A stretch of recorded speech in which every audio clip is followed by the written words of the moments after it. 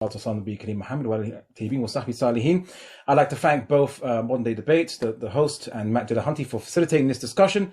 I hope it proves an enlightening one to all concerned. So let's get right into it. So is there good evidence for God? Well, before we proceed, this requires us to define evidence, good evidence, and of course, God. Evidence is simply that effect which indicates a cause behind itself. We see a tree with a carving and message, and we'd view that as evidence for something producing the carving.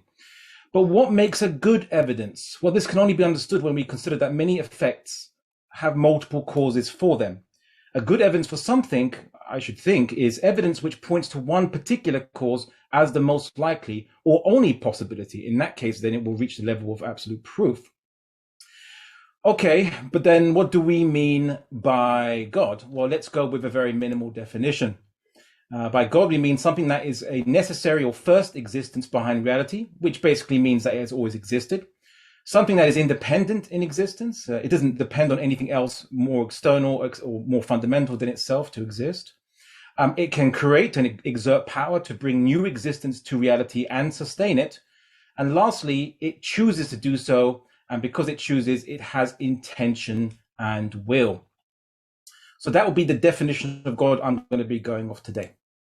So good evidence for God would need to look like such observations of reality that indicate the existence of something that possesses those attributes, namely requiring a cause and positing God as the most likely cause, or as the only possible cause. So let's get started with the observation of two of the most fundamental observations of existence, extension and change, or space and time. So let's start with space and time. I also want to make a mention that in order to go through the various options, we have to negate contradictions and use the law of the excluded middle in logic. So P and not P can't be true, but P or not P obviously can be valid. So let's start with space or spatial extension. We believe there is existence ascertained by observation. You're observing something, so that's clearly existence exists. Existence can be of obviously two kinds, dependent or independent. Reality cannot consist of only dependent existences, things that depend on something else in reality to provide them with existence.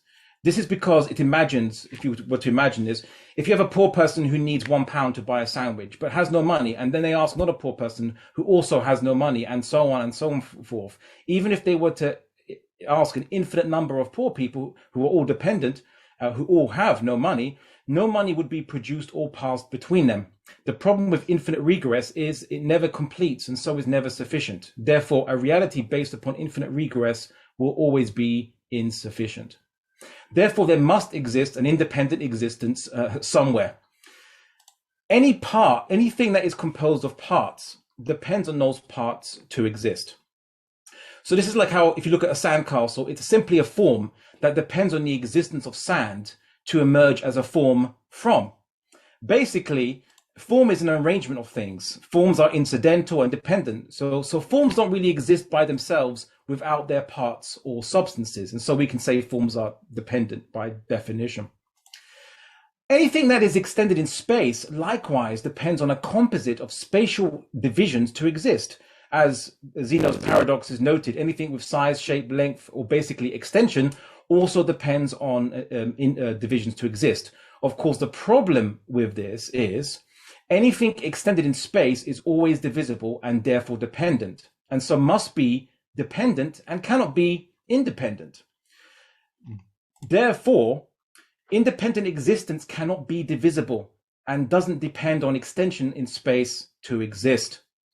Extended existence can't be produced by a composite of adding together independent existences of no extension. For example, so if something is indivisible, it can't have extension. So 0 length plus 0 length plus 0 length forever never gets to any length at all. 0 plus 0 plus 0 always equals 0, even if you have infinite zeros. So the independent existence is therefore separate from extended existence.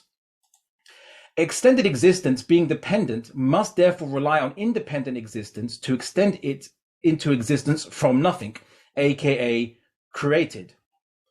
If independent existence is indivisible, it cannot be separated or divided into multiples, and therefore there can only be one independent existence. All extended things in reality depend on one independent existence to exist, therefore. If independent existence is indivisible, then there is nothing more fundamental than it. But if there's nothing more fundamental than it, then it produces extended existence without compulsion from another more fundamental or external source, like an automatic gears inside itself or what have you, which it doesn't have. And so the only possibility left is that it chooses to create.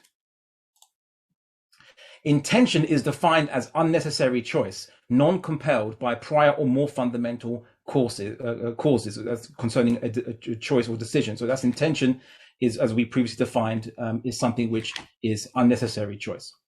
If it is uncaused, independent existence and creates with intention, this meets the definition of God previously iterated. Let's go into time, if I have the time. Now, there is existence, of course. We start with the same thing. From nothing, nothing comes. And so there must always have been existence. You could either call it necessary existence or first existence. However, there is change. We can ascertain that by existence. Change is defined as an arrangement or form or extension of things that depends on a prior extension or arrangement of things, or it could be a new arrangement or form or extension of things created by something prior that has no arrangement or extension, i.e. arrangement extension pops out of nothing. Arrangement depends on its, unfortunately, like in space, arrangement depends on its constituent members to move, and therefore arrangement is static by itself and still dependent on its constituent members. Because if you look at that, there has to be a first existence. You can't have an existence that you can't have infinite regress of dependent things.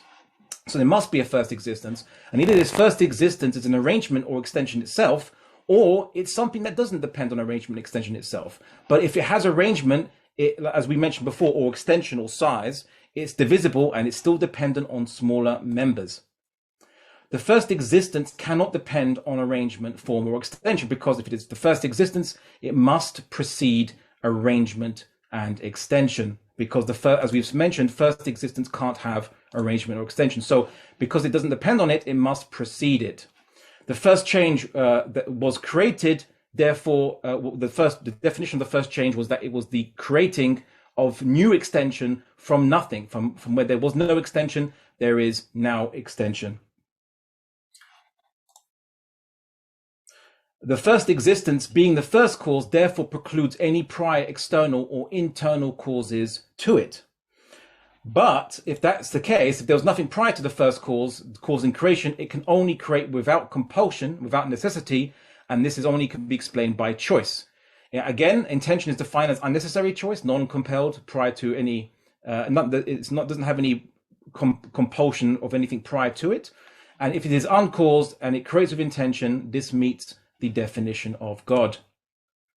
So in conclusion, I've demonstrated that the evidence of space and time itself ineluctably and unavoidably necessarily indicates the existence of God as the only possible cause for them, without falling into contradictions. This is because observable reality is insufficient to be all that exists and still explain itself. It fundamentally depends on God with the attributes I described, as we just saw, necessitated by the effect God causes. God creates time and change and actively sustains space and time. The argument I presented, the form of it is my own, I took from the Quran's own arguments, urging mankind to reflect upon the cause of and behind all things.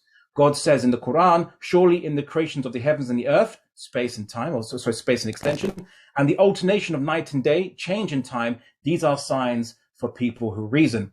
And also in the Quran, God says, with power we did construct the heaven, and verily we are able to extend the vastness of space thereof. Once again, I thank you to the host for giving me the space and time on your platform, of which I depended upon to present this argument. So thanks again.